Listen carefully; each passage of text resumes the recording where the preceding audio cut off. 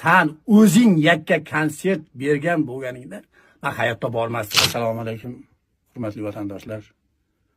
Men shu yaqinda 13-aprel kuni ustozimiz Sherali aka Jo'rayevni xotiralab farzandlari konsert berdi. O'shanga bir mazza qilib dam olaman deb bordim.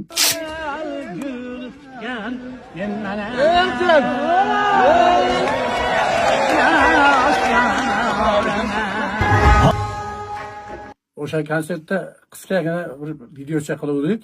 O'sha olgan videoyimiz shu bir kunda davomida bir rekka chiqib ketib qoldi. Shu bir kundan beri Shohjahon Jo'rayev bilan Bezod degan bir administrator bor ekan, tamom shu bosim o'tkazishyapti. Shohjahon, uka, sen menga audio zapis ham jo'natding. Men mabodo sen o'zing yakka konsert bergan bo'lganingda men hayotda bormasdim. Men seni ashulangni eshitadigan ashulachi emasman. Men ustozimni ashulalarini xotirlab aytganing uchun bordim. Men ustozim uchun, ustoz men uchun buyuk inson. U bizday shogirdlarga O'zbekiston uchun berilgan ne'matdirlar. Shohjahon, menga qara, seni admining Bezodmidi o'sha yigit telefon qilib, sizni litsenziyadan taqiqlab qo'yaman, to'yga ham yurgizmaydigan qilib tashlayman deyapti.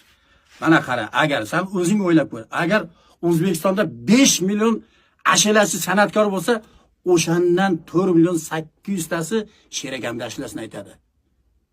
Men yoshim 60 ta. Men Sherakam duolarini olganman. Agar har bitta ashulachini oldiga borib zapret qo'yadigan bo'lsang, yana o'zing bilasizlar. Agar qo'lingdan kelsa, har bittasiga borib zapret qo'y uka. Aziz vatandoshlar, hozir menga Shohjahon jo'natgan audio zapisni qo'yaman. Assalomu alaykum, yaxshimisiz? Men Shohjahonman. Bolalar bilan gaplashgan ekansiz.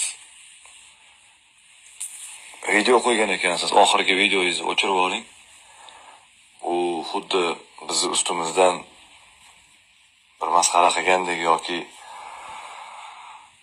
kulgandek bo'lib qolgan video bo'lib qolibdi. Biz shunaqa qabul qildik buni.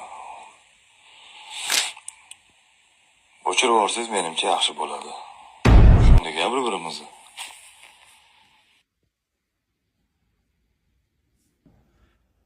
Shu menga nisbatan gapirgan gaplari to'g'rimi?